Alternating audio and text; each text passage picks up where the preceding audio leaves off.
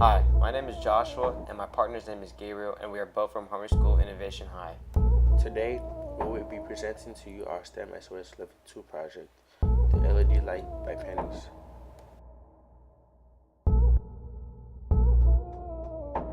Our PBL project is about creating LED lights with batteries, but not with just any ordinary battery. We want to create an LED light that's powered by pennies. Pennies are known to have a good way of conducting electricity, and just by using the juice of raw lemon, vinegar, and some crafted cutouts, we should be able to create a battery penny LED light. Around September of 2008, Texas had to welcome one of the biggest hurricanes seen in our century. This hurricane's name was Ike. This tropical storm reached wind speed levels of 140 plus miles per hour and had a fatality number over 100. Ike similar to the day when it hit my neighborhood. The nightlight was no longer. The heavy rain beating on the windows of my room, the voice of the wind yelling just outside of my house. I could still remember the thunder and lightning like they were in an ongoing battle the whole night, yelling their battle cries and clashing against each other. I was scared. The storm was something that even my nightlight couldn't protect me from. Every household's electricity in my neighborhood had went out, and everyone was left with a house that had no electricity. After the hurricane had passed over, my family and I had no electricity, no lights, no TV, no internet. Anything that required electricity to power it was useless and not working. We only had a limited amount of batteries and flashlights. My family had to improvise to find some source of power. My dad gathered some lemons, pennies, some wires, and a small light bulb. He was improvising. My dad created a flashlight or a light source that was powered by a battery, but not your ordinary battery. It was a battery that was using lemon juice to power it. I was so surprised and in awe of what I was seeing. My dad had somehow used lemons to make a power light bulb. The light didn't stay on forever, however, because the lemon juice wasn't as powerful or efficient as a normal battery, but it did allow us for us to conserve batteries in the time of our situation. A week later, power had finally come back throughout our neighborhood, and let's just say that a rush of relief that came through me as well.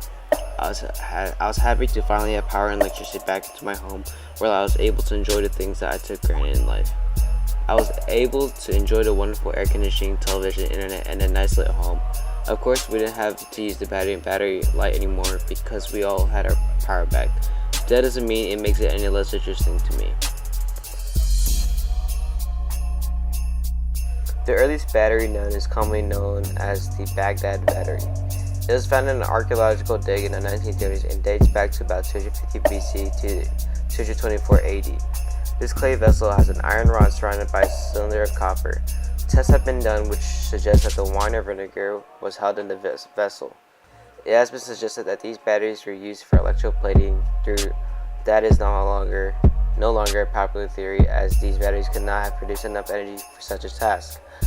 There are also no ground wires attached, which would have been essential for the batteries to function. More recent speculation is that these vessels were used to hold precious documents of papyrus or vellum. Over the centuries, the documents may have rotted, leaving behind a slightly acidic residue.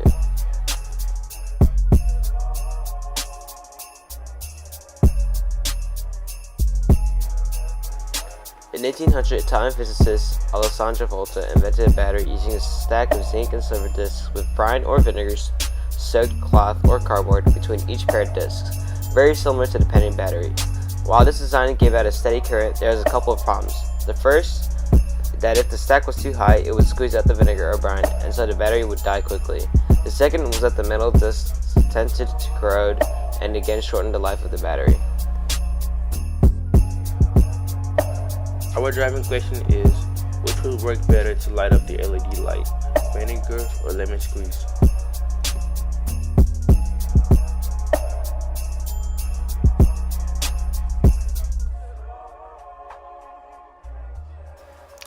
We hypothesized that a lemon squeeze juice would produce a better lit LED light than vinegar would.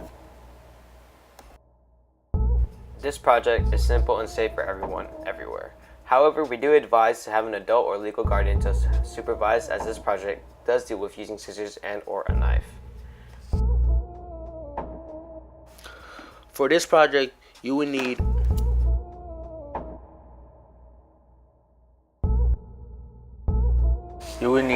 lemon and vinegar, a normal drinking cup like a plastic or foam, 1 to 3 millimeters LED light, 150 aluminum oxide sandpaper, electrical tape, duct tape, 5 to 10 pennies on cardboard paper.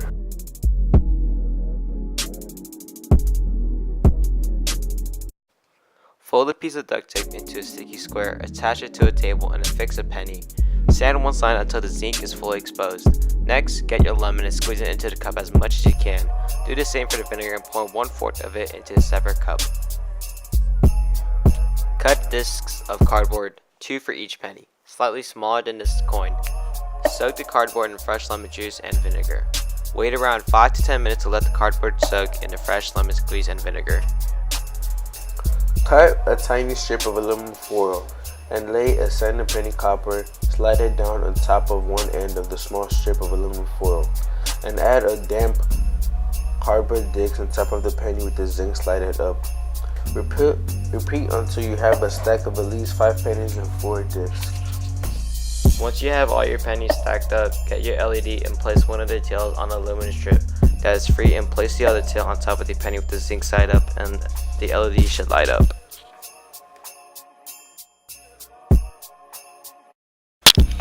Upon observation, we soaked cardboards into lemon juice for 10 minutes and did the same with vinegar. We took out the cardboard and assembled the pennies onto them. The lemon juice LED light did not turn on at all, or the LED light did not stay lit for 5 full seconds, even after attempting 5 times and re-soaking the cardboard paper.